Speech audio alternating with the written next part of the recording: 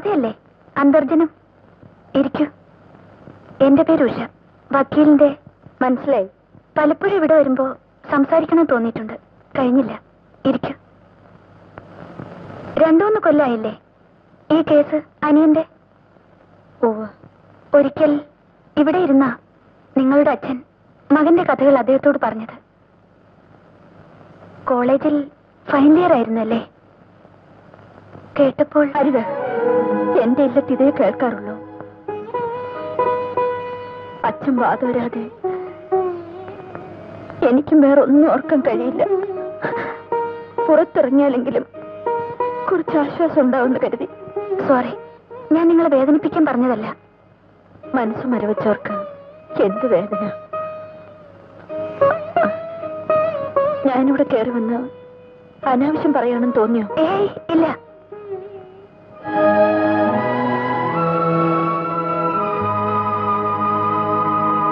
കോളേജിലെ ജോലി മതിയാക്കി വീട്ടിലിരിക്കുക.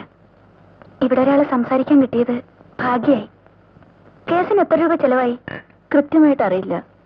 അച്ഛന്റെ പ്രൊവിഡന്റ് ഫണ്ടും ഗ്രാറ്റുറ്റിയും പെൻഷൻ കമ്മ്യൂട്ട് ചെയ്ത കാശ് മുഴുവൻ തീർന്നു. താമസിക്കുന്ന ഇല്ലത്തിന് പലർക്കും അവകാശമുണ്ട്. ഞങ്ങളുടേത് വിറ്റു. ഇപ്പോഴതുകൊണ്ടാ. കേസിന് പോയാൽ ഇതാ ഗതി, വക്കീലന്മാരുടെ സ്വഭാവം. എന്റെ മിസ്റ്ററും അതേ തൊഴിൽ തന്നെയാ. എന്നാലും ഏത് കേസും ജയിക്കുമെന്നേ അവര് പറയും. നിങ്ങളുടെ കാര്യം തന്നെ എത്ര കോടതി കയറി, എന്തെങ്കിലും ഗുണം കിട്ടിയോ? തെളിയിക്കാൻ കഴിയില്ലെന്ന് അറിഞ്ഞിട്ടും തെളിവുണ്ട്. അതിനുവേണ്ടി ഞാനിങ്ങോട്ട് വന്നത്. എനിക്കറിയാം. എന്റെ മിസ്റ്റർ നിങ്ങളെ ഫോണിൽ വിളിച്ച് പറയുന്നത് ഞാൻ കേട്ടു. എല്ലാം വെറുതെ. എന്താ നിങ്ങൾ പറഞ്ഞു വരുന്നത്? നിങ്ങളുടെ അനിയൻ പോയി. കൂട്ടത്തിൽ ഉള്ളത് മുഴുവൻ വിറ്റ് ഈ കേസിന് ചെലവാക്കിയാൽ ആ പണവും നഷ്ടമാവും. നിർത്തൂ. പുറമേ നിന്ന് ഉപദേശിക്കാൻ എളുപ്പാ. സ്വന്തം അനിയനെ പോലീസുകാർ പിടിച്ചോണ്ട് പോയി തച്ചു കൊന്നാൽ നിങ്ങളിത് പറയില്ല. കുടുംബത്തിന്റെ ഏക ആന്തരിയായിരുന്നു ഞങ്ങളുടെ ഉണ്ണി. അവനേക്കാൾ വലുതല്ല ഞങ്ങൾക്ക് പണം, ഈ കഷ്ടവും നഷ്ടവും ഒന്നും.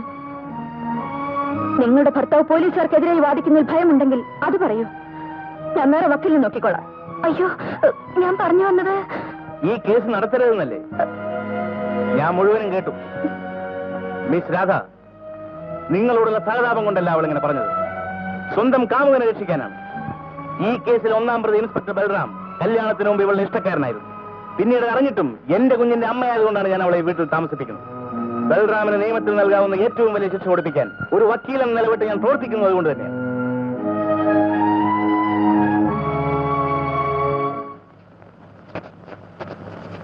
നിങ്ങളുടെ അനിയനെ ചോദ്യം ചെയ്യുമ്പോൾ പോലീസുകാർ തന്നെ ടേപ്പിൽ റെക്കോർഡ് ചെയ്തിരുന്നു.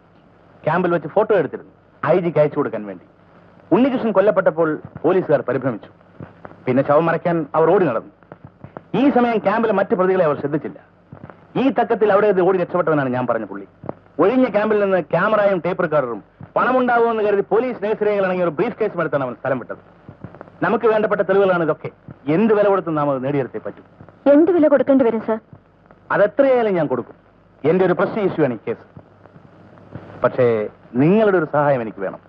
എന്ത് സഹായം? അവനെ ഇപ്പോൾ പോലീസ് വീണ്ടും കസ്റ്റഡിയിൽ എടുത്തിരിക്കുകയാണ്. ജയിലിലാണ്.